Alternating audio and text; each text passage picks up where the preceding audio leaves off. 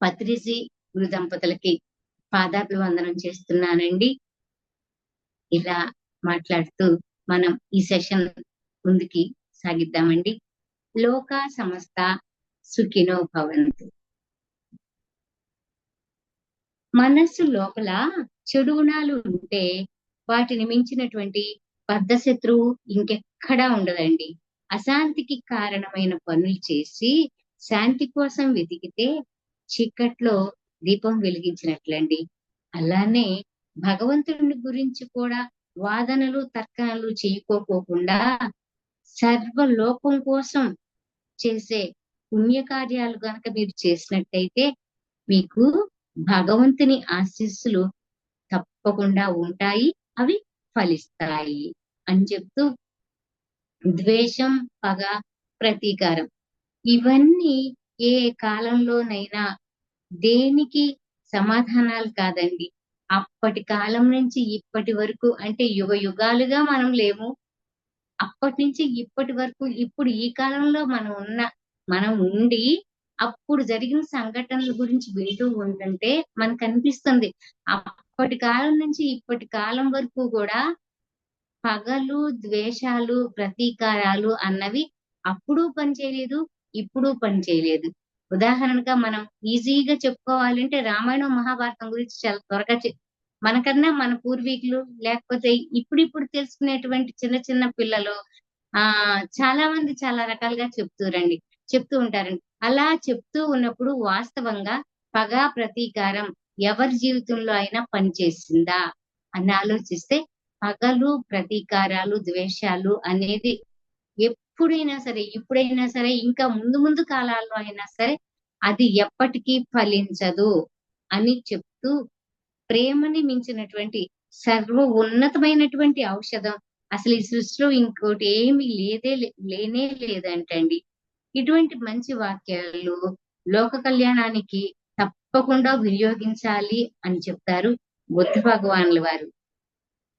క్రమం తప్పకుండా ధ్యానం చేస్తూ మనస్సుని పావనం చేసుకుంటే పూర్ణచంద్రునిలా మనసు ప్రకాశిస్తుందండి. అంటే బోధి వృక్షమై అనేకులకి జ్ఞానోదయాన్ని కలిగిస్తూ జీవన యాత్రని సుగమం చేస్తుంది. జీవితం ముందుకి అంత సక్రమంగా, అంత స్వచ్ఛంగా, చక్కగా, ప్రశాంతంగా నడుస్తుంది అని చెప్తూ అలా సుగమం చేసుకోవటానికి చక్కటి జీవితం తెచ్చుకొని ఆ జీవితం ఆ సర్వాంతర్యామి వరంగా మనకిస్తే ఆ జీవితాన్ని మనం ఎలా నడుస్తున్నాం మనం భగవంతుడు మనకి వరంలాగా ఇచ్చినటువంటి ఈ జీవితంతో మనం ఎలా ప్రవర్తిస్తున్నాం, ఎలా నడుస్తున్నాం అంటే మనిషి జన్మించిన దగ్గర నుంచి దేహం చాలించేంత వరకు అంటే మరణించేంత వరకు ఉన్న కాలమే జీవితం అండి. అయితే ఎన్ని రోజులండి, ఎన్ని రోజులు ఉంటామని మనం ఏమైనా భగవంతుడి దగ్గర నుంచి మాట తీసుకొని వచ్చామా? స్వామి మాకు 200 సంవత్సరాలు కావాలి ఏమైనా సరే, నువ్వు ఎలాగూ బతకమని భూమి మీదకి పంపిస్తున్నావు కదా, మేము 200 ఏళ్ళు భీష్ముల వారు 237 సంవత్సరాలు బతికారంటండి. భీష్ముల వారు అది కూడా గరికపాటి వారి ప్రసంగంలో విన్నానండి నేను. అలా అలా మనమేమన్నా ఆయన దగ్గర నుంచి హామీ తీసుకొని వచ్చామా? కాదు కదా. భగవంతుడు ఎంత వరకు మనము చేసుకున్నటువంటి కర్మఫలాలను అనుసరించి ఆ కర్మఫలాలని అనుభవించిన తర్వాత మళ్ళీ ఆయన పిలిచినప్పుడు మనం వెళ్ళిపోవాల్సిందే. ఆయన ఎప్పుడు పిలుస్తారు అనేది మనకి తెలియదు. మనం ఇంట్లో ఒక మిక్సీ కొంటాం, వాషింగ్ మిషన్ కొంటాం, ఫ్రిడ్జ్ కొంటాం, ఏసీ కొంటాం. వీటన్నిటికీ ఒక వారంటీ కార్డు ఇస్తారండి, అది ఉంటది, కరెక్టే. కానీ భగవంతుడిచ్చినటువంటి వరం లాంటి జీవితాన్ని చక్కటి మార్గంలో పయనించేట్టు మనం నడవాలి. కానీ మన మన లైఫ్ కార్డుకి అక్కడేమి టైం ఏమి లేదండి. ఆయన ఎప్పుడు పిలిస్తే అప్పుడు వెళ్ళాలి, అది మనకేం తెలియదు. అది కూడా తెలిస్తే ఆయన ముందే చెప్పేస్తాం మనం. అప్పుడప్పుడే కాదు, ఇప్పుడు కాదు, కొంచెం సేపు ఆగొస్తామని చెప్తాం. అందుకని ఆయన ఆ సీక్రెట్ ని జాగ్రత్తగా దాసట్టి పెడతారనమాట. అలా ఎన్ని రోజులు ఉంటాం అది మన చేతుల్లో లేదు కదా. ఒకవేళ 100 సంవత్సరాలు అంటే 36,525 రోజులు ఉంటాం అనుకోండండి. మనం ఏం చేస్తాం అందులో సగం నిద్రపోతాం. సగం వినోదాలకి ఖర్చు చేస్తాం. ఇవన్నీ మనం చేసేటువంటి మన జీవన విధానం ఇదేనండి. అయితే మనం పుట్టటానికన్నా ముందు లేము. మనం మరణించిన తర్వాత ఈ భూమి మీద ఉండం. కానీ పుట్టిన దగ్గర నుంచి మనం దేహం చాలించేంత వరకు ఈ మధ్యలో ఈ భూమి మీద ఉన్నటువంటి సమయమే జీవితంలో అత్యంత విలువైన సమయం. ఆ విలువైన సమయాన్ని భగవంతుడు మనకిచ్చిన వరాన్ని ఎలా వచ్చింది ఈ వరం అని ఆలోచిస్తే మన శరీరంలోని ఆత్మ చైతన్య పరిణామం చెందటానికి ముందు ఆత్మలోకంలో ఆ మహామూల చైతన్యం అంటే భగవంతుడు అనేటువంటి పూర్ణాత్మ దగ్గర నుంచి వచ్చినటువంటి చిన్న చిన్న శకలాలమండి మనం. అలా ఆ మహామూల చైతన్యం నుండి వెలువడినటువంటి ఒకానొక చిన్న ఆత్మ శకలం లాగా మనం ఈ భూమి మీదకి ఒక జీవాత్మగా మానవ జన్మ తీసుకుంటాం. ఇది మన జీవితం యొక్క క్రమము. ఆత్మలోకాల నుంచి మనం ఇలా వచ్చాము అని తెలుసుకొని కోటానుకోట్ల లోకాలన్నీ దాటి ప్రయాణిస్తూ ఇప్పుడు ఈ వర్తమానంలోకి భూమి అనే పాఠశాలలోకి పాఠం నేర్చుకోవటానికి వచ్చాం. ఏం పాఠం అండి? ఈ భూలోకంలో అనే పాఠశాలలోకి ఇక్కడికి వచ్చి ఏం నేర్చుకుందామని ఇక్కడికి వచ్చాం మనం అంటే, ఈ భూలోకంలో ఆత్మ పాఠాలు, ఆధ్యాత్మిక పాఠాలు నేర్చుకోవాలి అని ఇక్కడికొచ్చి, ఈ లోకంలో ఉన్నటువంటి జ్ఞానాన్ని అభివృద్ధి చేసుకుంటాం. అందుకే ఈ భూలోకంలోకి వచ్చినటువంటి మనిషి తన జీవితంలో అన్ని అంశాలలోనూ, అన్ని కోణాలలోనూ అభివృద్ధి చెందిన చైతన్య పరిణామం యొక్క పురోగతిని ప్రతిక్షణం ఆనందంగా జీవితాన్ని ఆస్వాదిస్తూ తన ఆత్మ జ్ఞాన విస్తరణని పెంచుకోవటానికే తన శక్తి సామర్థ్యాలన్నీ మళ్ళీ తనలోనే ఇముడ్చుకొని, అంటే ఇక్కడ ఒక మంచి విషయం చెప్తున్నారండి. మనం ఎక్కడైతే భగవంతుడు మనకిచ్చినటువంటి శ్వాసలు తీసుకొని మనం వెళ్ళిపోతామో, వెళ్ళిపోయేటప్పుడు మనం చేసినటువంటి పాపపుణ్యాలు, అనుభవించిన కష్టాలు, సుఖాలు, మన మన మనలో ఉండేటువంటి తత్వం ఇవన్నీ కూడా మన ఆత్మలోనే పెట్టుకొని మనం భగవంతుడిచ్చిన శ్వాసలు అయిపోయిన తర్వాత మనం ఆత్మలోకానికి వెళ్ళిపోతాం. ఎప్పుడైతే మళ్ళీ మనకి భగవంతుడు ఒక వరం లాగా ఈ జీవితాన్ని ఇచ్చాడో, మళ్ళీ అవన్నీ తీసుకొని మనం మళ్ళీ ఈ భూలోకానికి వస్తాం. మన దేహానికి, మన శరీరానికి నశించటం అనేది ఉంది కానీ ఆత్మకి నశింపు లేదు. అందుకని భగవద్గీతలో చాలా క్లియర్ గా ఇదే చెప్పారండి. ఇక్కడ మనకి చెప్పేటువంటి ఈ మంచి మంచి విజ్ఞానం కూడా ఆ మూల గ్రంథాల నుంచి తీసుకొని వచ్చి మనకి చెప్పినయేనండి ఇవన్నీ కూడా. అలా మనిషి అన్నటువంటి వ్యక్తికి, ఆ మానవ జీవికి శరీరానికి మాత్రం నశించిపోవటం అనేది ఉంది కానీ, మళ్ళీ ఆ పంచభూతాల్లోనే కలిసిపోవటం అనేది ఉంది కానీ, ఆత్మకి చావు లేదు అని చెప్తారు. అలా ఈ ఆత్మ శ్వాసలైపోయిన తర్వాత ఎప్పుడైతే భగవంతుడి దగ్గరికి ఆత్మలోకానికి వెళ్తుందో, మళ్ళీ ఎన్నో ఎన్నో కొన్ని జన్మలు ఎత్తటానికి భగవంతుడిచ్చినటువంటి చక్కటి మార్గాన్ని తెలుసుకొని, ఆ వరంతో మళ్ళీ ఈ భూలోకంలోకొచ్చి అప్పటి ఆలోచన విధానంతోటి మళ్ళీ జన్మ తీసుకున్నప్పుడు మళ్ళీ అలాగే వస్తాము. అయన్నీ మనలోనే ఇముడ్చుకొని ఇక్కడికొచ్చి జన్మ తీసుకుంటాం. ఆత్మలోకంలో ఉన్నటువంటి సత్య రుజుమార్గం తెలుసుకున్నటువంటి జీవుడు అక్కడున్నప్పుడు, అంటే ఇక్కడి నుంచి వెళ్ళిపోయిన తర్వాత ఆత్మలోకంలో భగవంతుడి దగ్గరికి వెళ్తాం కదా అండి. వెళ్ళినప్పుడు తెలుసుకున్నప్పుడంట ఈ జీవుడు ఈ భూలోకపు పాఠశాలలో ఆ కర్మలన్నీ వదిలించుకొని ఆత్మలోకంలో ఉన్నటువంటి శాశ్వతమైన మార్గంలో నడవాలి అని అనుకుంటున్నాను స్వామి. ఇక్కడ చాలా బాగుంది. అక్కడ భూలోకంలో నేను చేసినటువంటి తప్పొప్పులన్నిటిని ఆ ఇప్పుడు అంతకుముందు చేసినయన్నీ ఆ కర్మలన్నీ చెల్లించేసేసుకుంటా. ఇక ఇంకేమీ చేయను. స్వచ్ఛంగా చక్కగా ఆ నువ్వు జన్మనిచ్చినప్పుడు పుట్టినప్పుడు ఎంత స్వచ్ఛంగా ఉన్నానో చచ్చిపోయేటప్పుడు కూడా అంతే స్వచ్ఛంగా ఉండేట్టుగా నేను మళ్ళీ నీ దగ్గరికి వస్తాను స్వామి. ప్లీజ్ నువ్వు నాకు జన్మనివ్వు అని ఆయనకి నమస్కారం చేసి అక్కడికెళ్ళి ఆయనకి అన్నీ చెప్పి మళ్ళీ ఇక్కడికొచ్చి ఏం జెయ్యాలంటే అది చేస్తారండి. అసలు ఏం జేస్తారో గూడా మాటల్లో చెప్పటానికి వీలు లేని పనులు జేసే అటువంటి మానవ జాతి ఉన్నటువంటి సమాజమండి ఇది. అలా, అలా అంత చక్కగా జన్మల జన్ నడవాలని అంతకుముందు జన్మల్లో ఉన్న జన్యుపరమైనటువంటి భౌతిక సంఘటనలని సర్వసమర్థంగా ఎదుర్కొంటాను అని వాటిని జీవిత అనుభవాలుగా మలుచుకొని గత జన్మలో చేసినటువంటి కర్మలనన్నింటినీ నేను అనుభవాలుగా తీసుకొని మలుచుకొని ఆ కష్ట నష్టాలన్నీ స్వీకరిస్తూ మానసికంగా ఆధ్యాత్మికంగా జీవిత చైతన్యం పొంది వికాసాన్ని విస్తరింపచేసుకొని కేవలం భౌతిక ప్రపంచంలోనే ఉండి కరెక్ట్ గా అంతేనండి. ఇప్పుడు చేసిన ప్రతి కర్మ కూడా కర్మ చేసిన ప్రతి వ్యక్తి కూడా మానవ జన్మే తీసుకోవాలి. ఎందుకు అనంటే ఏ ఏ జన్మలో కూడా కర్మ సిద్ధాంతం ఏ ఏ జన్మకి వర్తించదు. మానవ జన్మకే వర్తిస్తుంది. అంటే చేసిన కర్మల ఫలితాన్ని అనుభవించటానికి ఎవ్వరైనా సరే మానవ జన్మ తీసుకొని రావాల్సిందేనండి. ఇంతకు ముందు కూడా నేను క్లాస్‌లో ఒకసారి చెప్పా. అబ్బో! ఈ మానవ జన్మ తీసుకోవటం ఎందుకు? రావటం ఎందుకు? పాపం చేయటం ఎందుకు? పుణ్యం చేయటం ఎందుకు? ఈ కర్మలన్నీ అనుభవించడం ఎందుకు? ఈ గోలంతా మాకొద్దు స్వామి. పుట్టినాళ్ళం పుట్టినట్టు వచ్చి ఇక్కడే ఉండిపోయి మళ్ళా చచ్చిపోయి వచ్చేసేసేసేత్తాం. మేము ఇంకేం పని చెయ్యం. ఏం పని చేయకోకుండా ఏ కర్మ అంటించుకోకుండా ఉంటాము అని అనాలనుకుంటున్నారేమో. అది కుదరదు. మానవ జన్మ తీసుకొని మీరు ఈ భూలోకంలోకొచ్చిన తర్వాత మంచి జేస్తారా? చెడు జేస్తారా? ఏం జేస్తారు? స్వామి ఆ చాయిస్ మీకే ఇచ్చారు. మీరు మనిషిగా బ్రతకండి.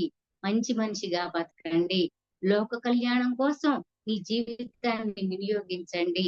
మళ్ళీ చక్కగా ఆత్మలోకంలోకి రండి అని ఆయన చెప్తే ఆయనకి అన్ని మాటలు చెప్పి మీరు గూడా ఇక్కడికొచ్చి మళ్ళీ ఇన్ని పనులు చేసి ఆ కర్మలు మీరు అనుభవించాల్సిందే. అసలు నేను అనుభవించను అనంటే కుదరదండి. ఇది ఈ మాటని అర్థం చేసుకొని నేను చెప్పా. భగవంతుడన్నా క్షమిస్తాడు గానీ కర్మ క్షమించదు అని లాస్ట్ టైమ్ మనం క్లాస్ చెప్పుకునేటప్పుడు నేను ఈ మాట చెప్పానండి. అలా మనం ఈ కర్మలు అనుభవించి గత జన్మ తాలూకు కర్మలని అనుభవాలుగా చేసుకొని, అవి తొలగించుకొని స్వచ్ఛంగా మంచి మనిషిగా బతకటానికే ఇప్పుడు ఈ భూలోక పాఠశాలలోకి వచ్చాము అని తెలుసుకోండి. కేవలం భౌతిక ప్రపంచంలో ఉండి, దాని కోసమే జీవిత మనుగడ సాగించాలి అని కాకుండా, ఎంతో అర్థాన్ని, పరమార్థాన్ని పొందడం కోసమే ఈ జీవశక్తి జీవాత్మగా జన్మ తీసుకుంటుంది.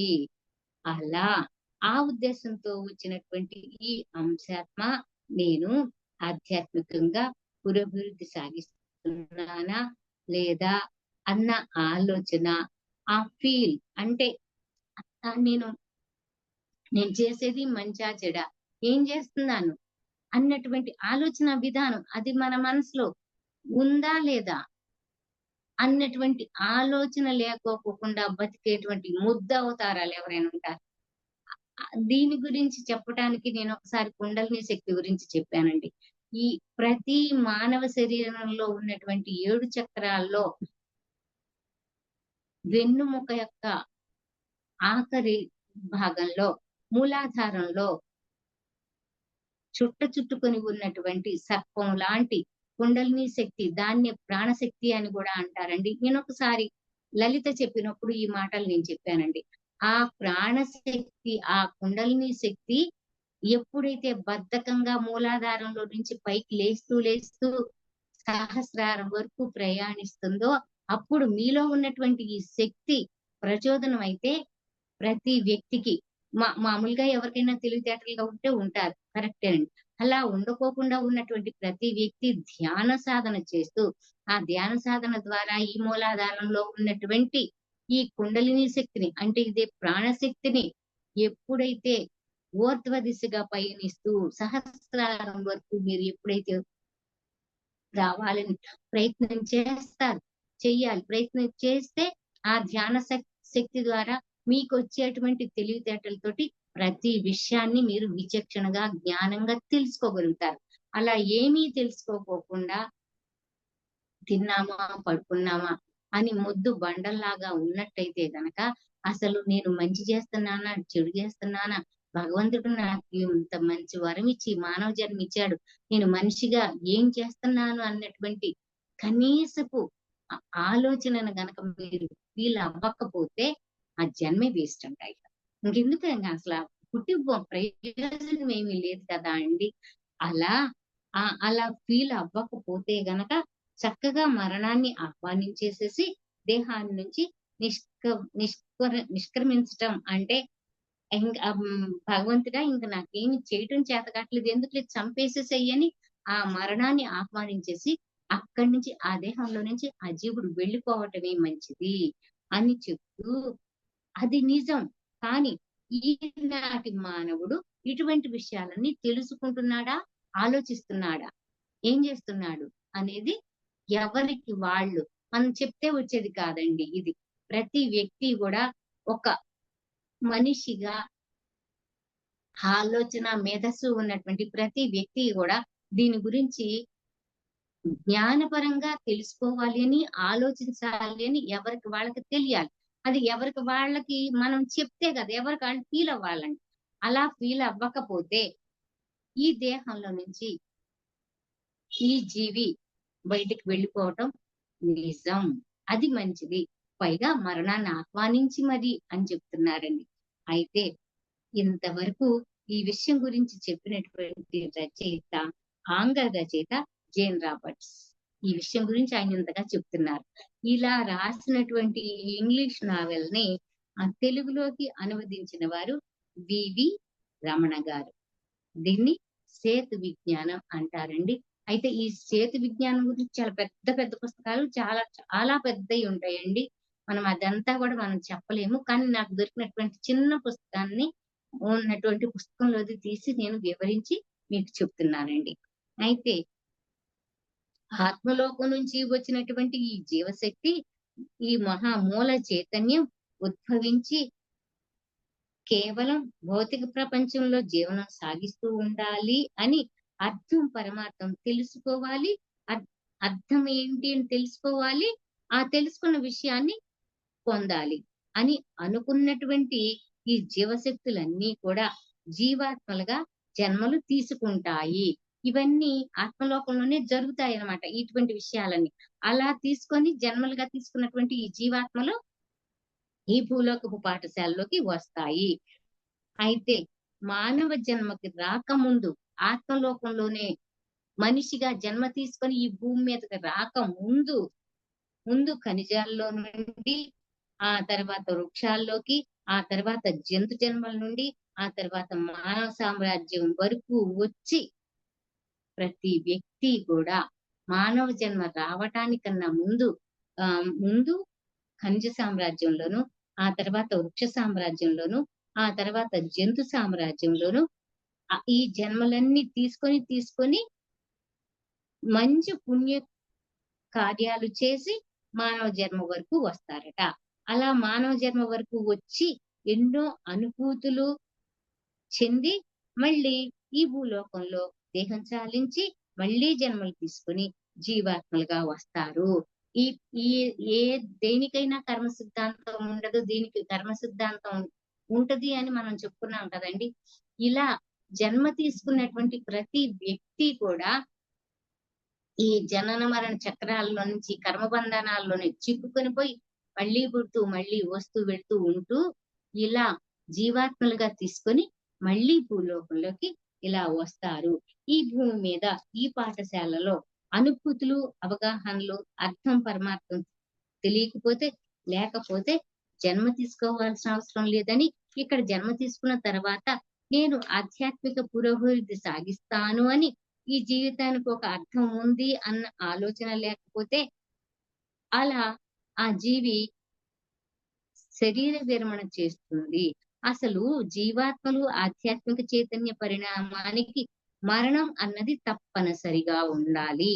ఈ జీవాత్మలో ఎంతో విశిష్టతతో పారమార్థికత కలిగి ప్రకృతి పట్ల అపారమైన నమ్మకంతో జీవించడం ఎంతో ఆవశ్యకతతో ఉండి కీటక జాతి, వృక్ష జాతి, పక్షి జాతి అన్ని జాతులు ప్రకృతి పైన అపారమైన నమ్మకంతో జీవ చైతన్యంతో పరిణామం పొందుతున్నాయి.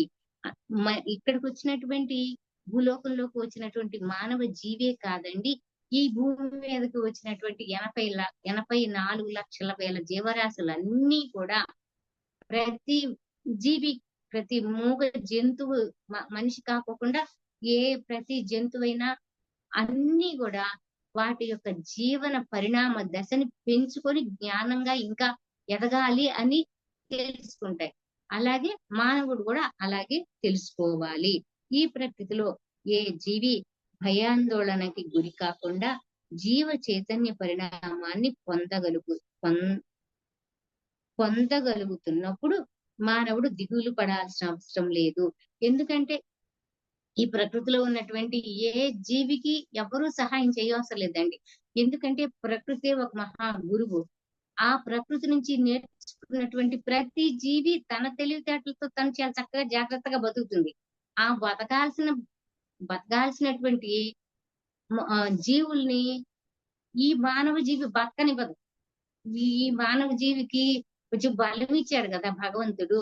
అందుకని ఏం చేస్తది, చక్కగా శుభ్రంగా నడిచి వెళ్ళిపోయే కోడి ఉందనుకోండి, అది నా కోసమే పుట్టింది అంటాడు, దాన్ని పట్టుకుంటాడు, చంపేస్తాడు.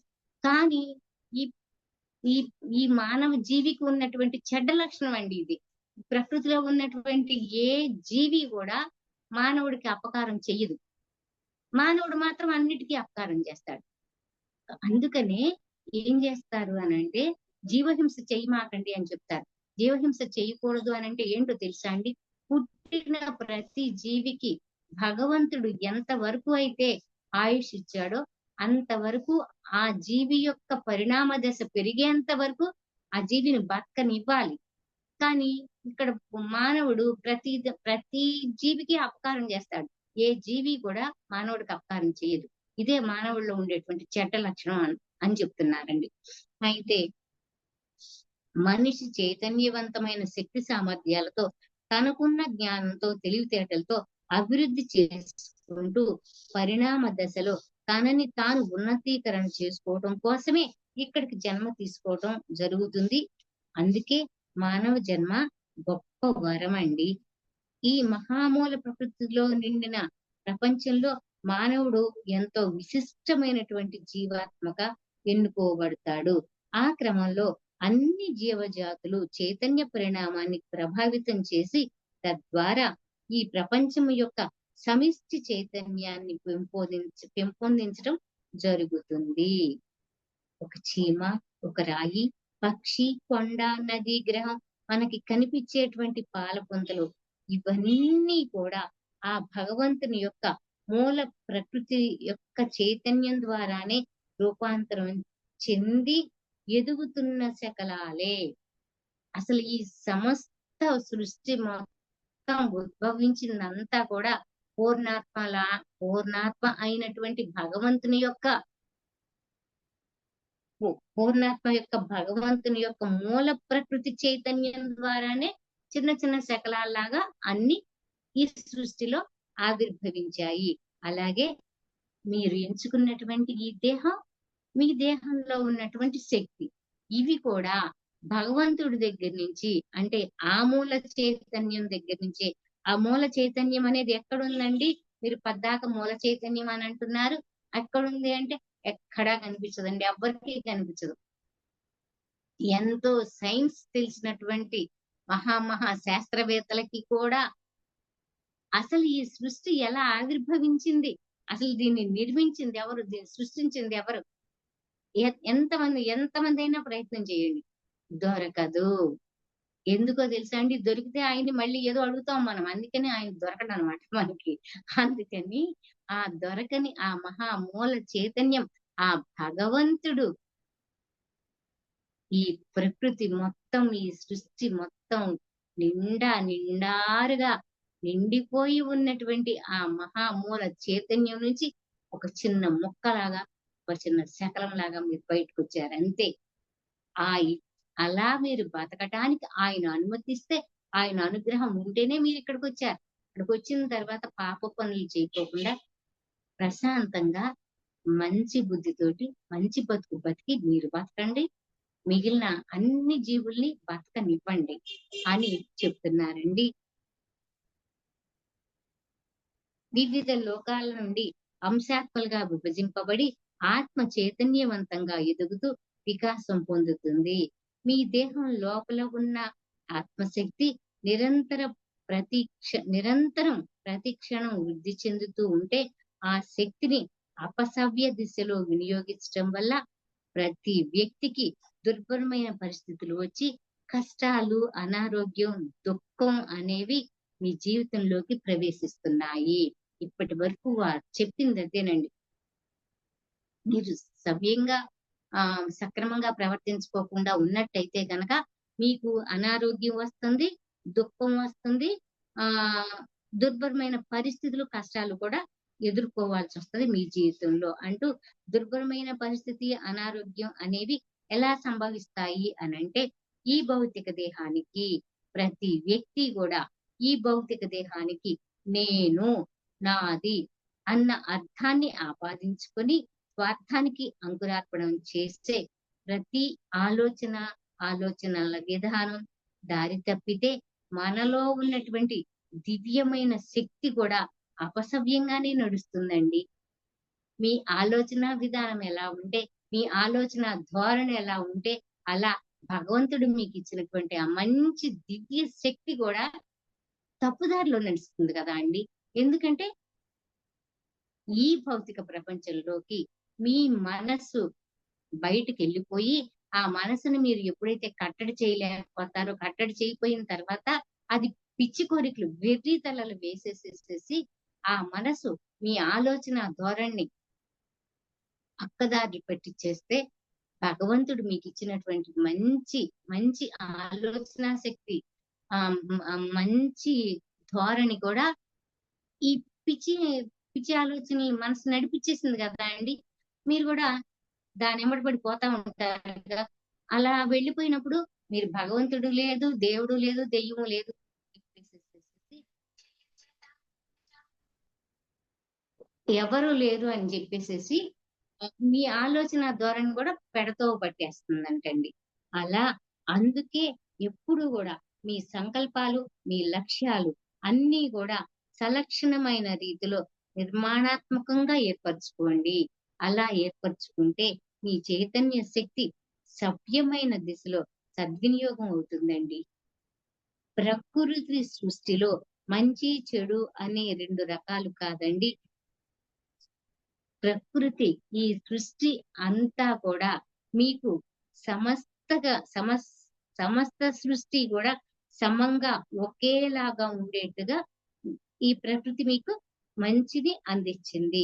మొత్తం ఈ విశ్వంలో అంతా చైతన్య పరిణామం విస్తరణ కోసమే ఉంది కానీ, అందులో ఒక భాగం మనకున్నటువంటి జ్ఞాన పరిధిలో మంచి, చెడు కర్మల్ని బేరేజు వేసుకుంటాం కానీ, వాస్తవంగా అన్ని కర్మలు మన అంగీకారంతోటే మనం ఇంకా ఎదిగి ఉన్నత స్థానంలో పరిణామ దశలో ఎదగటానికే ఇప్పటి వర్తమాన కర్మలను ఎంచుకొని వచ్చాం.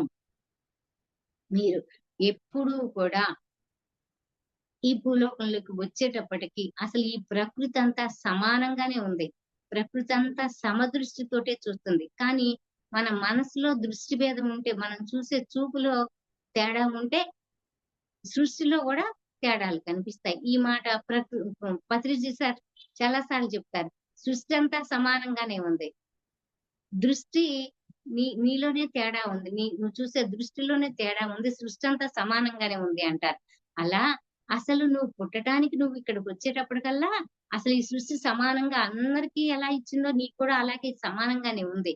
కానీ అందులో ఒక భాగం మనకున్నటువంటి జ్ఞాన పద్ధతితోటి తెలుసుకొని మంచి, చెడు కర్మల్ని బేరేజు వేసుకొని వాస్తవంగా అన్ని బేరేజు వేసుకొని ఒక దగ్గర బావుంది, ఒక దగ్గర బాలేదు.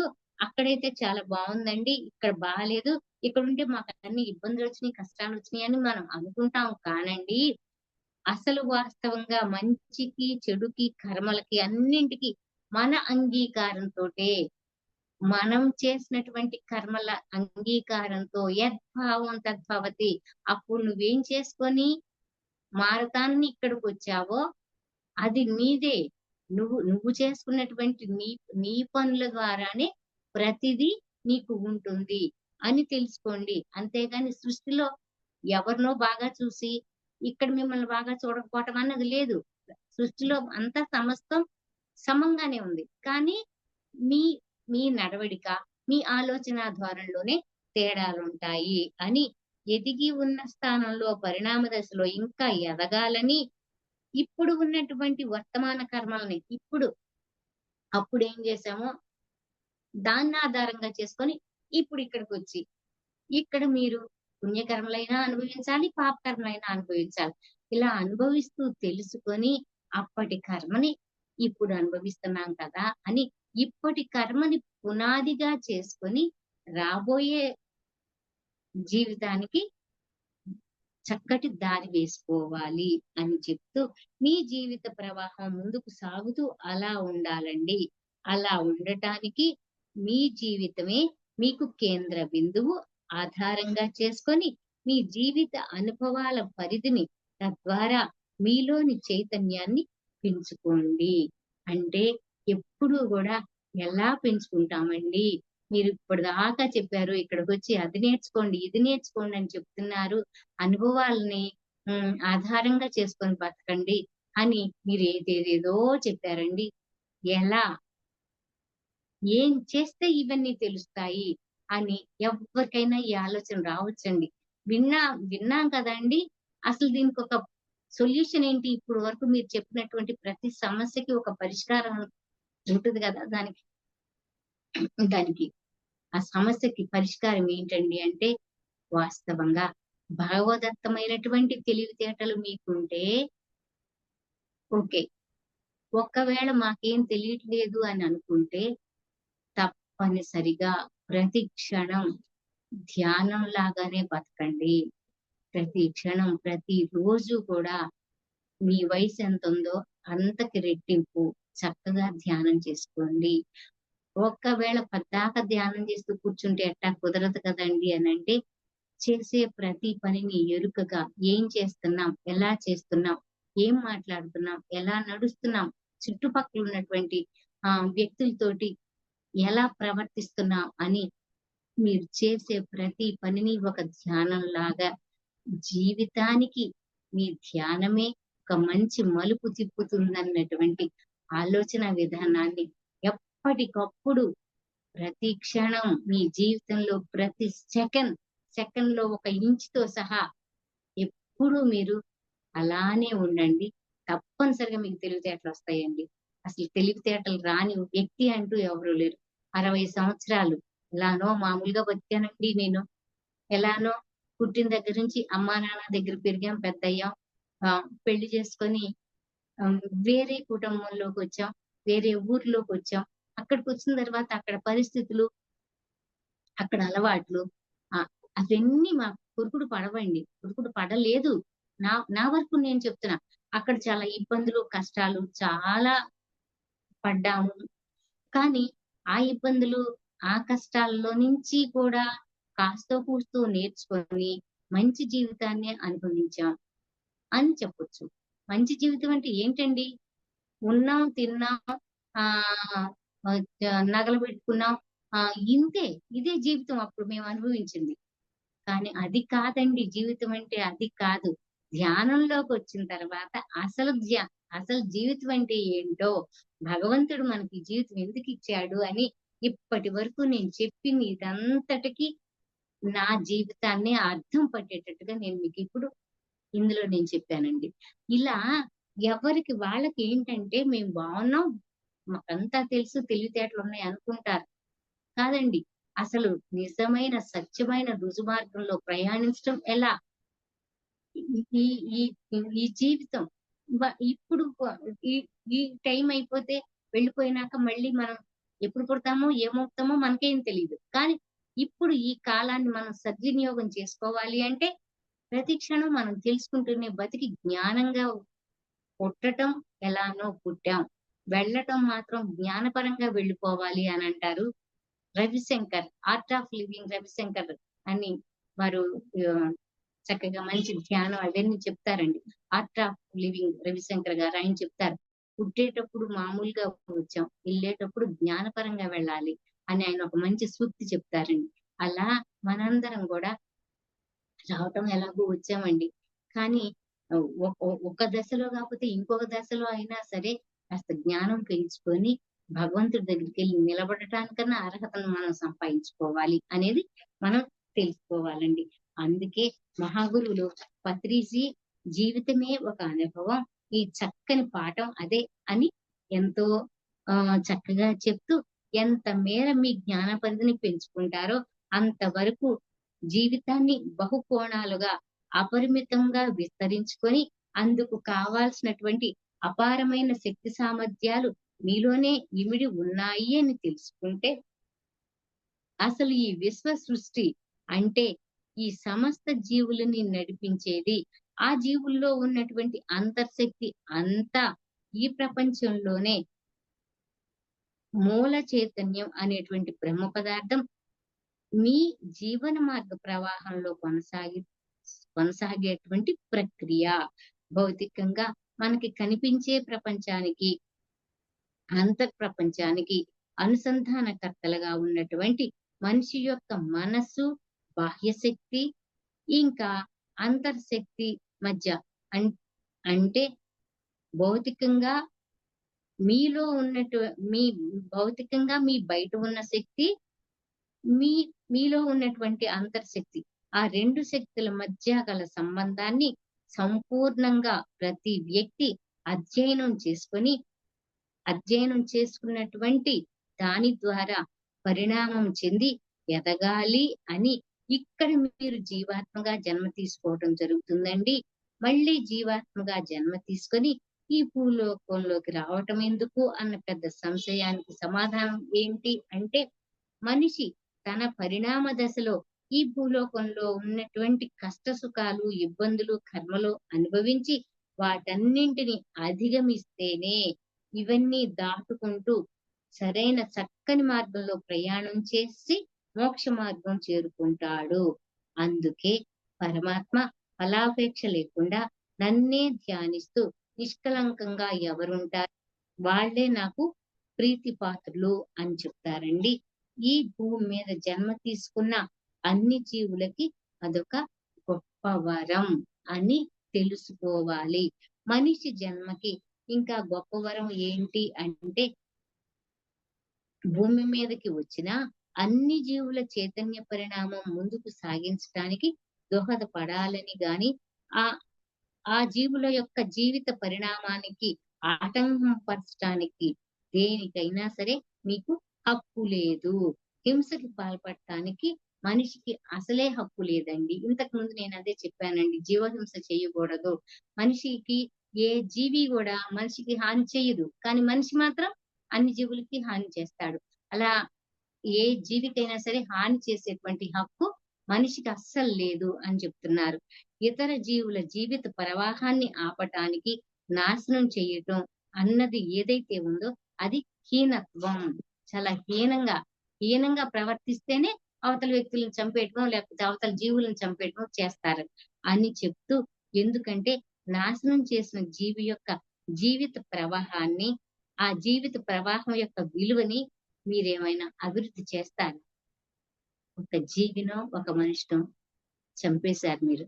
మళ్ళీ బతికిస్తారా? బతికించగలరా మీరు? అది లేదు కదా!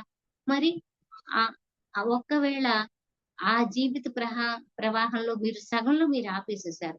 ఆ మిగిలిన సగం ప్రవాహంలో ఆ మనిషి చేయవలసినటువంటి విలువైన పనులు మీరేమన్నా చేస్తారా? చెయ్యగలరా? ఇప్పుడు చాలా మంది యాక్సిడెంట్లు అవుతూ ఏదో జరుగుతుంటే వింటున్నామండి. వినేటప్పటికి ఏం చేస్తున్నారంటే అయ్యో! ఆ మనిషి అలా చనిపోయాడు గదా! అని జెప్పేసేసి ఒక 10,00,000 20,00,000 ఏదో గవర్నమెంట్ ప్రైవేట్ వ్యక్తులైతే ఏదో కాస్త చేస్తారేమో గానండి. ఇప్పుడు మనం ఇంతకుముందు చూసాం గదండీ! కొన్నాళ్ళ క్రితం పహల్గామ్ మారణకాండ జరిగినప్పుడు హ్మ్. మనిషికి ఇంత అని డబ్బులు ఇచ్చారు. ఎందుకంటే మిగిలిన వాళ్ళకి జీవనాధారం కోసం ఇస్తే ఇవ్వచ్చు. కానండి మనిషిని తీసుకురాగలుగుతారా? నేను అది ఒకసారి మన క్లాస్‌లో సంభాషణలో కూడా నేను చెప్పాను. నేను అన్నీ యాక్సెప్ట్ చేయగలిగాను గానీ, అది నేను యాక్సెప్ట్ చేయలేకపోయానండి అని. అది నాకిప్పటికి ఆ విషయం తలుచుకుంటే, ఆ విషయమే కాదండి, ఇటువంటిది ఎవరైనా ఎవరి జీవన ప్రవాహాన్నైనా ఆపితే మనసుకెంతో బాధ కలుగుతుందండి. అలానే ఒక మనిషిని చంపేయగలిగాం.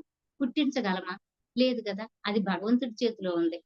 ఒకవేళ ఆ చనిపోయిన మనిషి మిగిలిన జీవితంలో ఉన్నటువంటి విలువని ఎవరైనా తీసుకురాగలరా? ఎవ్వరు చేయలేరు. అది అట్లా చేసేటువంటి ఆ పని చాలా హీనత్వం అని చెప్తున్నారండి. ప్రతి జీవిలోనూ బ్రహ్మ పదార్థాన్ని, అంటే భగవంతుని యొక్క స్వచ్ఛమైన ఆత్మ పదార్థాన్ని చూడగలిగితే, మీలోనూ ఉన్న ప్రేమ అదే, అవతల వ్యక్తుల్లో ఉన్నటువంటి ప్రేమ కూడా అదే అని గుర్తిస్తారండి. అప్పుడు మాత్రమే ప్రతి వ్యక్తి కూడా యథార్థమైనటువంటి ఆనందాన్ని గుర్తించి హింసని పూర్తిగా ఆపేస్తారు, త్యజిస్తారు. అలా కాకుండా భగవంతుని సృష్టి నియమం గనక మీకు తెలియకపోతే, అంతటా అందరిలోనూ సమాన స్థితిలో ఉన్నటువంటి ఈ ఆత్మశక్తిని, ఈ పవిత్ర భావనని మర్చిపోతే, జీవం లేని కొయ్య గుర్రాల మాదిరిగా అయిపోయి ఆనందం అనేది ఉండదండి ప్రతి వ్యక్తి జీవితంలో. కొయ్య గుర్రానికి ఇంక ఆనందం, తెలివి, ఆలోచన, స్పందనలేముంటాయండి? కొయ్య గుర్రాన్ని పగలగొడితే ఇరిగిపోతుంది. అది మనిషైనా అంతే గదా! కానీ మనిషి అలా ఉండడు. కానీ ఇటువంటి ఆలోచన విధానం లేకపోతే కొయ్య గుర్రానికి మీకు సమ్మ తేడా ఏమి లేదు. దానిలాగానే ఉంటారు అని చెప్తూ, అంతటా అందరిలోనూ ఉన్న సమాన స్థితిలో ఉన్న ఈ ఆత్మశక్తిని గుర్తించండి అని. అందుకే హింసను వదిలి హంసని పట్టుకోండి అని చెప్తున్నారండి. ఇవన్నీ తెలుసుకోక అజ్ఞానంలోనే ఉండిపోవద్దండి. ప్రాపంచిక ప్రాపంచికం, ఆధ్యాత్మికం 2 కాదండి. 2 ఒకటే. దేహంలో ఉన్న దేహాత్మని పవిత్రంగా చూడకుండా మొరటుగా ప్రవర్తించినంత కాలం, అంటే దేహాన్నైతే ఎక్కడ ఇబ్బంది కలక్కోకుండా, శరీరానికి బాధ కలక్కోకోకుండా చాలా చక్కగా చూసుకుంటారు. కానీ దేహంలో ఉన్న ఆత్మను పట్టించుకుంటున్నారా? కాదండి. దేహం భౌతికం. దేహాత్మ భగవంతుని స్వరూపం. అందుకే దేహం, దేహాత్మ వేరు కాదండి. దేవుడే దేవాలయం. మీ దేహం అనే దేవాలయంలో ఉన్నటువంటి ఆ భగవత్ స్వరూపానికి ఎక్కువ ప్రాముఖ్యతనివ్వండి. మొరటుగా ప్రవర్తించొద్దు. అలా ప్రవర్తించినంత కాలం చుట్టూ ఉన్నటువంటి సమస్తాన్ని సమమైన దృష్టిలో చూడలేరు మీరు. అలా చూడకుండా ఉన్నంత కాలం చుట్టూ వ్యాపించి ఉన్నటువంటి విశ్వశక్తిని గుర్తించలేరు. అలా మీరు గుర్తించలేకుండా ఉన్నంత కాలం మనిషి సాధించిన ప్రతీదీ మీలోనే ఉన్నటువంటి ఆత్మ సామర్థ్యాన్ని మీకు మీరు గుర్తుపెట్టుకోలేరు. మీకు మీరు గుర్తించలేరు. ఎదుటి వాళ్ళని గుర్తించలేరు.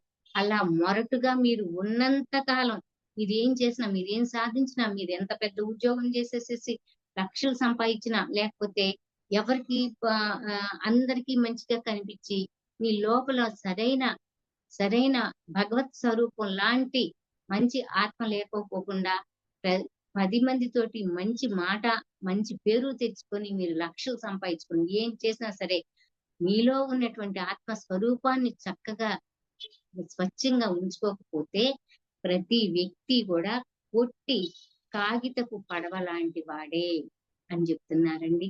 ప్రతి వ్యక్తి కూడా, చాలా మంది చూసారా అండి, ఏదైనా ఒక నిజమైన విషయాన్ని తెలుసుకొని అవతల వ్యక్తి పొరపాటు చేస్తే, ఇది తప్పు, నువ్వు తప్పు చేశావు అని చాలా విచక్షణగా విమర్శిస్తూ వాళ్ళని ఖండిస్తారు. అలా గాకోకోకుండా నోటికి ఏదొస్తే అది అరిసి, కేకలేసి, పోట్లాడే కొంతమంది వ్యక్తులుంటారు. అలానే పేపర్ టైగర్స్ అంటారు. అంటే కాగితపు పులులు అయన్నీ. ఆ కాగితపు పులులు ఎవరిని ఏమీ చేయలేవు. కానీ ఎవరైనా మంచి ఆహ్, తెలివితేటలతో ఉన్న వ్యక్తి అయితే ప్రతి వ్యక్తిని తప్పు చేస్తే కట్టడి చేస్తాడు.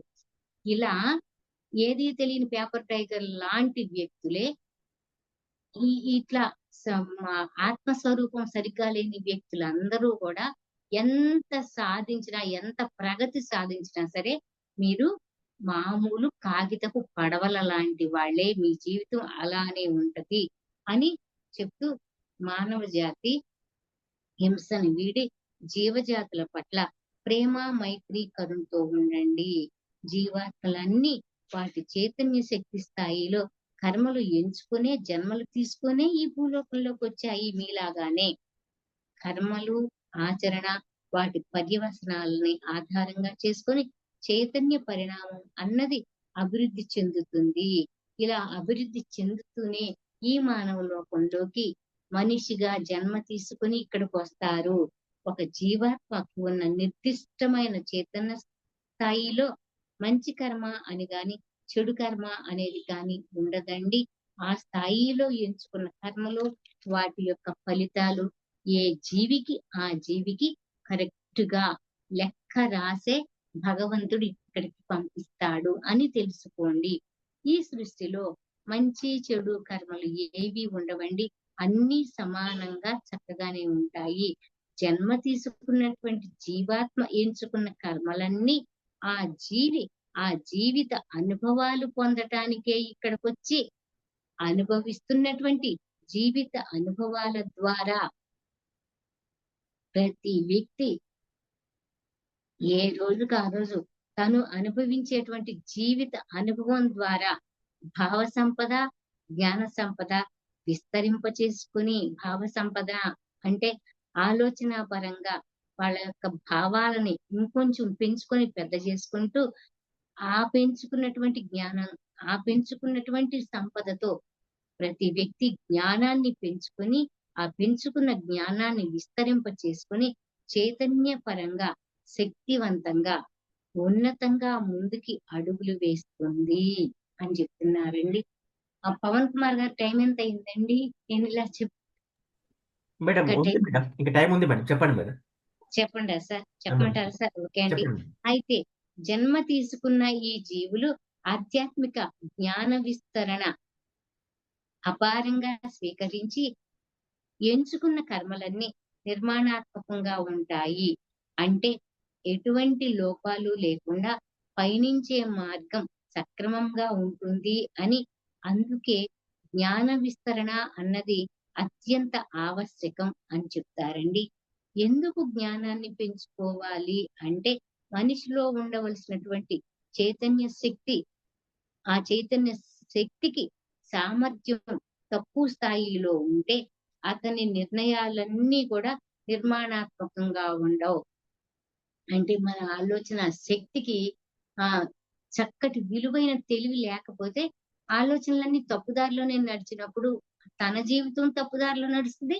తన తన కుటుంబంలో ఉన్నటువంటి సభ్యుల జీవితాలు కూడా తప్పుదారిలోనే నడుస్తాయి. అందుకే జ్ఞాన పరిధిని పెంచుకోండి అని చెప్తూ, అలా నిర్మాణాత్మకంగా సక్రమమైన ఫలితాలు ఇవ్వకోకుండా ఉండేటువంటి జ్ఞానం ఉన్నట్టయితే, అలా ఉన్నటువంటి వాటి యొక్క ఫలితాలు అన్నీ కూడా వినాశకరంగా అయిపోతాయి.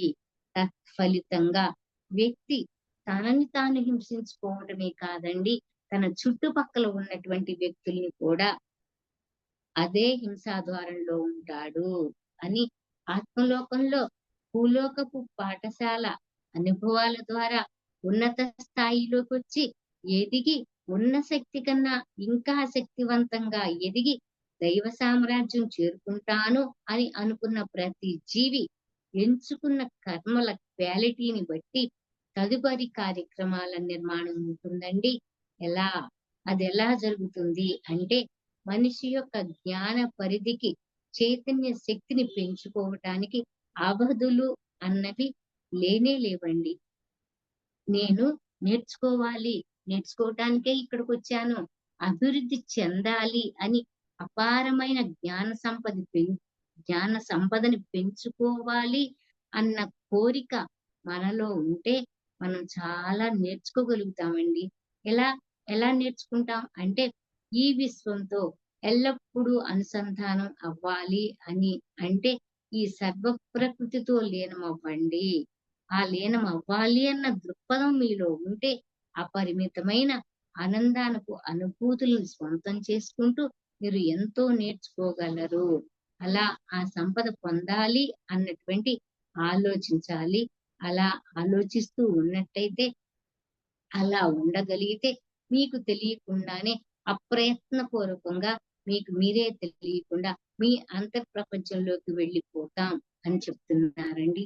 నేర్చుకోవాలి అన్న తపన మీలో ఉన్నట్టయితే ఎవరైనా చెప్తే నేర్చుకోరండి. అసలు తెలుసుకోవాలి, ఎదగాలి, ఇంకా జ్ఞానం సంపాదించాలి అన్న వ్యక్తి మనసులో ఉంటే ఇంక అందులో అలా వాళ్ళే ఆ దారిలోకెళ్ళిపోతారు. ఇప్పుడు ఇప్పుడు మనందరం ధ్యానానికి ముందు ఎలా ఉన్నాం, ధ్యానంలోకొచ్చినాక ఎలా ఉన్నాం మనకు మనమే ఉదాహరణండి. వేరే ఇంకెవరి గురించో చెప్పవసరలా. ధ్యానంలోకొచ్చిన తర్వాత మనకేం వద్దులే, మనం ఏమి నేర్చుకోం, మనకేం వద్దు అని మీరనుకోవచ్చు. మీరు అనుకో మీరు ధ్యానంలోకొస్తే మీరు అనుకోవద్దు అన్నా మీకు తెలుస్తాయి గ్యారంటీగా. అలానే అసలు నాకేమి వద్దు అని బండలాగా పడున్న వ్యక్తులు ఆళ్ళు వేరేనండి. అలా కాకోకుండా నేను ఈ ధ్యానంలోకొచ్చాను. నాకిది తెలిసింది. నేనింకా తెలుసుకోవాలంటే ఏం చెయ్యాలి అన్నటువంటి ఆలోచన ధోరణిలోకి మీరెళ్తే ప్రకృతిలో అనంతమైన జ్ఞానం ఉంది ప్రకృతిలో. ఆ ప్రకృతే ఒక మహా గురువు. అందుకే ప్రకృతి విశ్వగురువు. ఆ విశ్వగురువు దగ్గర నుంచి మీరెంతైనా నేర్చుకోవచ్చు. పత్రిజీ గారి దగ్గర నుంచి ఆయన బోధనల నుంచి మనం ఎంత నేర్చుకుంటున్నామండి. అలానే నేర్చుకోవాలన్న తపన మీకుంటే మీరెన్ మీరసలు మీరెళ్లి అందులో జొరబడితే మీకన్నీ తెలుస్తాయి. అది చెప్తున్నారనమాట. అలానే అలా లేకపోతే ఏమీ నేర్చుకోవద్దు అని గనక మీకున్నట్టయితే, భౌతికంగా మనలో ఉన్నటువంటి అహం ఖచ్చితంగా అంటే జ్ఞానం లేని వాడికి అహం ఎప్పుడూ సరే అది తలెత్తుతానే ఉంటదండి. నేను, నాది అనే స్వార్థం, అహంకారం ఉన్న వ్యక్తికి ఇటువంటి ఏమి తెలీవు. వాడసలు ఈ ధ్యాన మార్గంలోకి రానే రారు. కానీ వాళ్ళు రారు, వాళ్ళకి వాళ్ళకి పొగరు అని ఎవ్వరు అనకూడదండి. ఎప్పుడూ కూడా ప్రతి వ్యక్తిలో ఉన్నటువంటి చెడ్డ లోపాన్ని, చెడ్డ గుణాన్ని బేరేజు వేసుకొని మీరు మీ మనసులోకి రానివ్వకూడదు. అవతల వ్యక్తి ఎలా ఉన్నా సరే, ఆ వ్యక్తిలో ఉన్నటువంటి గుణగణాలని, లోపాలని అన్నిటిని గమనిస్తూ చాలా జాగ్రత్తగా టాకిల్ చేస్తూ మంచి దారిలోకి నడిపించటానికే భగవంతుడు మీకు ఒక మంచి తెలివిచ్చాడు. అందుకే ఆ తెలివిని ఉపయోగిస్తూ ప్రతి వాళ్ళు బావుండేట్టుగా చేయటానికే భగవంతుడు మిమ్మల్ని ధ్యాన మార్గంలోకి తీసుకొచ్చాడనేది కరెక్ట్‌గా తెలుసుకోండి. ఓకేనండి. అలా లేకపోతే భౌతికంగా మీలో ఉన్నటువంటి అహం మిమ్మల్నే తప్పుదారి పట్టిస్తుంది. అవతల వాళ్ళకి ఉపయోగం లేకుండా అయిపోతుంది. కానీ మనసులోని అంతర్గత శక్తి ఎప్పుడు సరైన మార్గంలోకి నడిపిస్తుందండి. ఎందుకంటే మీరు ధ్యాన మార్గంలోకొచ్చేసారు గదా! ఇక మిమ్మల్ని చెడు మార్గంలోకి భగవంతుడు, భగవంతుడు గూడా మార్చలేడు. ఎందుకు అంటే చెడిపోయిన వాడిని బాగు చేయలేరు. బాగైన వాడిని ఎవరు చెడగొట్టడం లేరు. ఇదొక శాస్త్రం. మనం చిన్నప్పటి నుంచి మన తాతల కాలం నుంచి విన్నటువంటి చిన్న చిన్నయన్నీ మనకి ఇప్పుడు గుర్తొస్తాయి. అలాగే మీకేమీ తెలియక చెడిపోయారనుకోండి. ఓకే. అది వేరే విషయం. అరే! నేను ఈ తప్పు దారిలో నడుస్తున్నాను. ఇది తప్పు కదా! అని మీకుగా మీరు రియలైజ్ అయ్యి చక్కటి ధ్యాన మార్గంలోకొచ్చి మీరు బాగయ్యారనుకోండి. భగవంతుడు కూడా మిమ్మల్ని పాడు చేయలేడు. కాకపోతే టైం అయిపోయినాక ఆయన తీసుకెళ్ళిపోతాడు మనందరిని. అది కరెక్ట్. అయితే ఏంటి అనంటే కనీసం అక్కడికెళ్ళేటప్పటికైనా నేను ఫలానా ఉమా, స్వామి నాకిన్నాళ్ళకి కొంచెం మంచి జ్ఞానం తెలిసింది. నాకు తెలిసిన ఈ చిన్ని జ్ఞానాన్ని నేను నలుగురికి పంచుకోగలిగాను. ఇంకా జన్మల్లో నాకు ఇంకొంచెం మంచిది నేర్పు స్వామి అని అడిగేంత తెలివిని ఆయన మనకిస్తాడు. ఎందుకు అంటే ఈ ధ్యాన మార్గంలోకొస్తేనే తెలుస్తుందండి ఇది.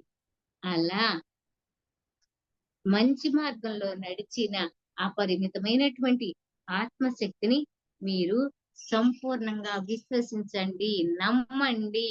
భగవంతుడున్నాడు. భగవంతుడనే వ్యక్తి ఉండి, మీ జీవిత కర్మల్ని మారుస్తూ మీరు ఏదైతే చేసుకొని ఇక్కడికొచ్చారో, ఆ ప్రకారంగా మీకు తెలియకోకోకుండానే మిమ్మల్ని ఆయన ముందుకు నడిపిస్తున్నారు.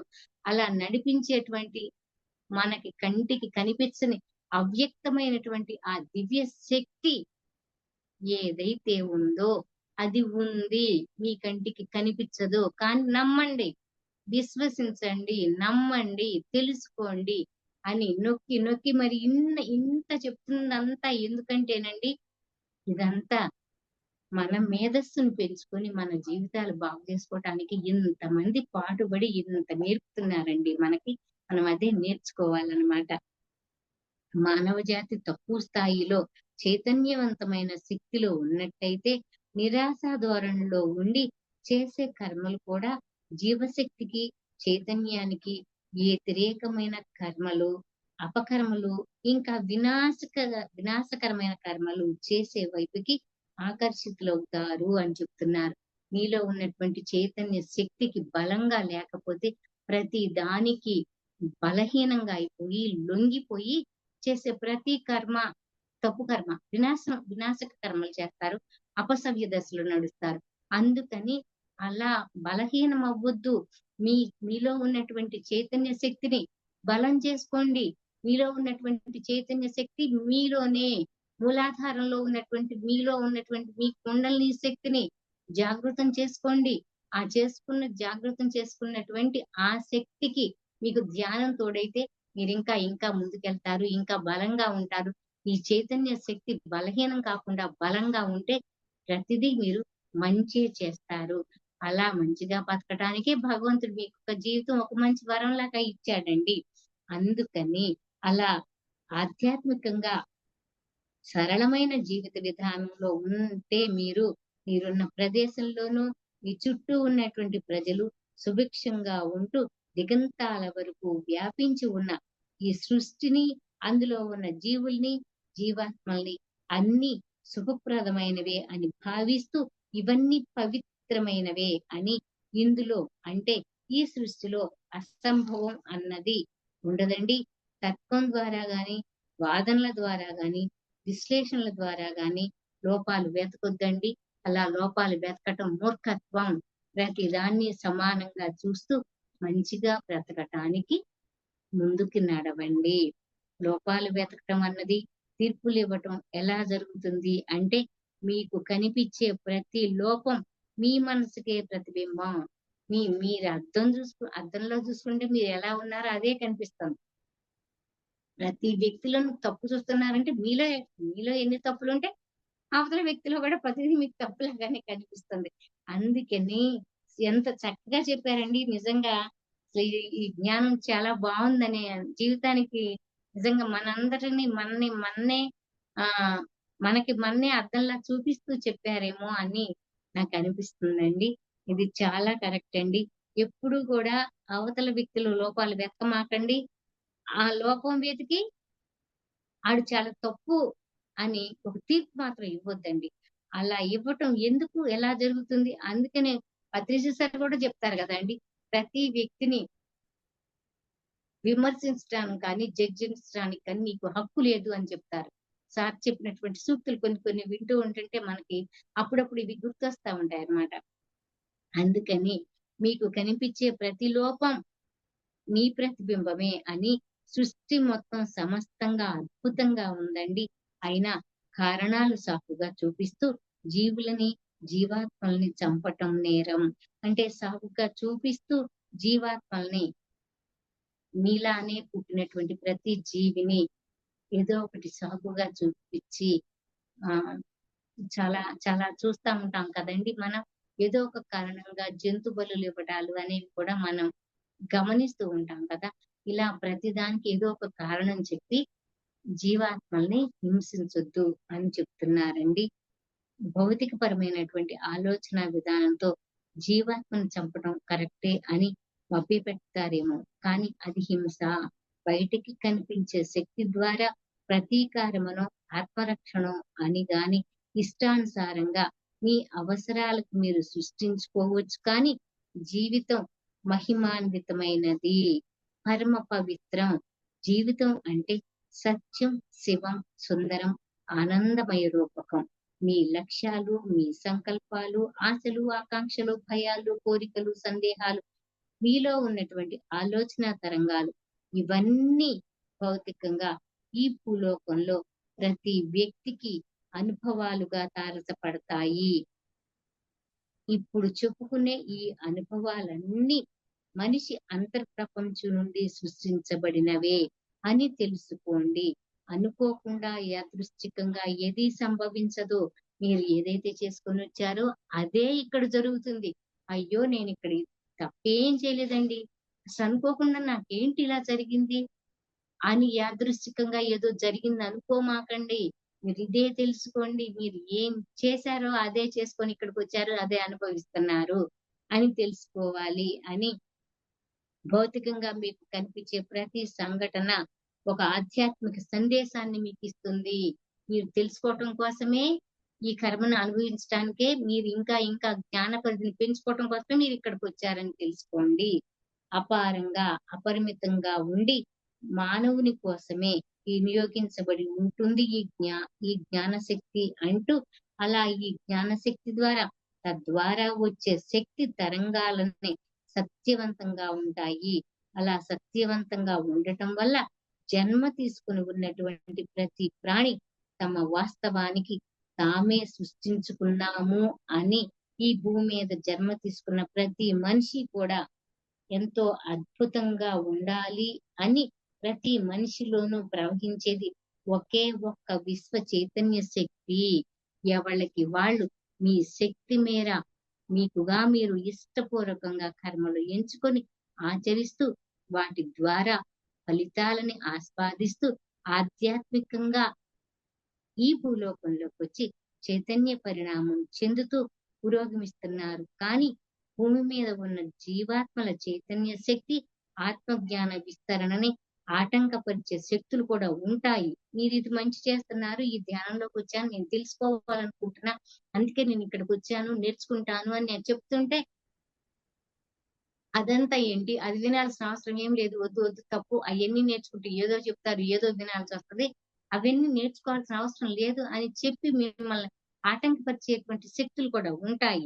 అయితే ఈ విశ్వంలో ప్రతి దానిని మంచి తెలుసుకోవాలి అనేటువంటి జ్ఞానం ఉన్న వ్యక్తులు ముందుకు నడవాలి కానీ, ఇలా ఈ ఆత్మ జ్ఞానం విస్తరణ కోసం ఆటంకపరిచేటువంటి వాటిని త్రోసి రాజని పక్కకి వెళ్ళిపోయి ఈ విశ్వంలో మనిషి ఆధ్యాత్మిక శక్తిని పెంచుకోవటానికి వచ్చి తిరోగమనంలోకి వెళ్ళాలి కానీ, ఈ దుష్ట శక్తులన్నీ తోసేసి ఆటంకపరిచేవి ఉండకూడదు అని విశిష్టత, సాటిలేని తనం పవిత్రంగా కలిగి ఉండాలి అని గుర్తించండి.